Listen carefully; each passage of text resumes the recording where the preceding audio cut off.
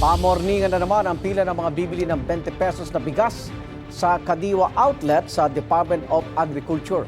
Marami sa kanila ang pumila na kahapon pero inabutan ng cut-off. Live mula sa Quezon City, may unang balita si EJ Gomez. EJ? Igan, good morning. Marami nga sa mga kababayan natin ang nag-aabang ng 20 pesos na kada kilo ng bigas dito sa Kadiwa Outlet sa Bai Compound ng Department of Agriculture. Ilan sa kanila nandito na alas 12 pa ng hating gabi. Mahalaga po sa amin ang bigas dahil wala na kami talagang maisaing dahil minsan lang ako nakapunta nung nakaraang buwan. Yun ang pinagkasya po namin na lima po kaming kumakain. Kaya maaga na lang po kami pumunta dito. Tapos siya ang papamasahin namin, inutang namin, kaya nagtitiis po kami. Isa ang 75 years old na si Lola Julie sa magdamagang pumila sa ikalawang araw na bentahan ng 20 pesos na kada kilo ng bigas sa Kadiwa Outlet dito sa Visayas Avenue sa Quezon City. Marami sa kanila ang pumila na raw kahapon pero hindi nakabili dahil inabutan ng cut-off.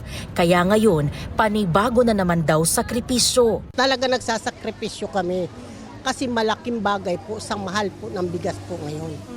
Kaya dumating kami dito alas 12. Nung hindi pa online, talagang may natutulog dito alas 10 pa lang ng gabi. Talagang puyat ang kalaban mo rito.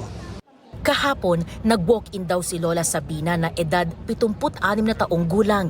Hindi raw niya alaman tungkol sa online appointment, kaya nagpatulong pa siya sa kapitbahay para makapagrehistro online. Galing naman sa iba't ibang lugar ang senior citizens na sina Virginia at Mirna. Kami po ay gumigising ng 12:30 para 1 papunta na po rito. Nagtsatsaga po kami na pumila rito kahit alanganing oras dahil po sa mga apo para maipakain po kami dahil sa murang bigas. At kami ay naririto na para kaming mga masabi mo ng parang pulubi, nakahiga dyan kung saan mayroong inaantok. Sana po yung nakaalat sa isang ID ng tao, ng senior citizen, ibigay na po ng one time para next month na kami magkita-kita, hindi ganitong crowded po. Yung dami ko rin kamag-anak na malayo sa Kadiwa, kaya ako po yung nag-i-effort, nagsasacrifice para pumila po dito. Ayon sa Department of Agriculture, 1,000 slot ang pwedeng makabili ng murang bigas sa bawat araw sa outlet ng benting bigas sa Bai.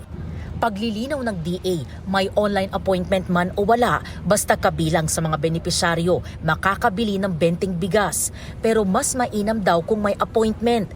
Nakalaan ang benting bigas sa mga benepisyaryo ng 4Ps, PWDs, senior citizens, solo parents, magsasaka, mangingisda at PUV drivers. May limit na 10 kilo kada araw at 30 kilos naman sa loob ng isang buwan ang pwedeng bilhin ng kada benepisyaryo.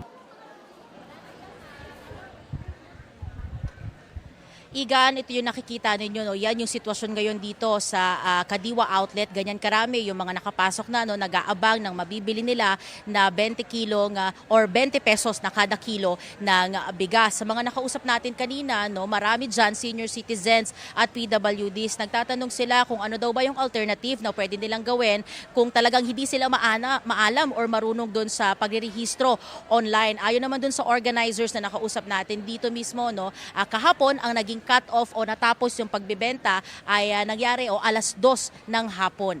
Yan ang unang balita mula po rito sa Quezon City. EJ Gomez, GMA News.